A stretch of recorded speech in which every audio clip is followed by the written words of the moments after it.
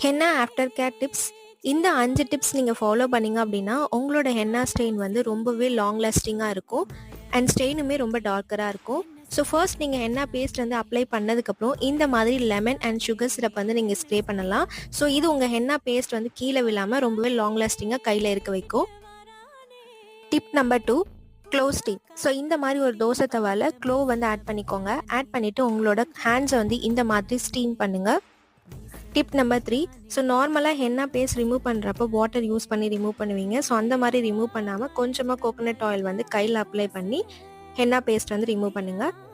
And tip number 4, உங்ககிட்ட Vicks அல்லது after care bomb இருந்துச்சு அப்படின்னா, நீங்கள் ஹென்னா பேஸ்ட் ரிமூவ் பண்ணதுக்கப்புறம் இந்த மாதிரி கொஞ்சம் கொஞ்சமாக பாம் எடுத்து நீங்கள் அப்ளை பண்ணிக்கலாம் கையில். டிப் நம்பர் 5, நீங்கள் ஹென்னா அப்ளை பண்ணதுக்கப்புறம் வாட்டர் வந்து 24 ஹவர்ஸ்க்கு வந்து அவாய்ட் பண்ணிடுங்க. அண்ட் நீங்கள் ஏதாவது beauty treatments like manicure and waxing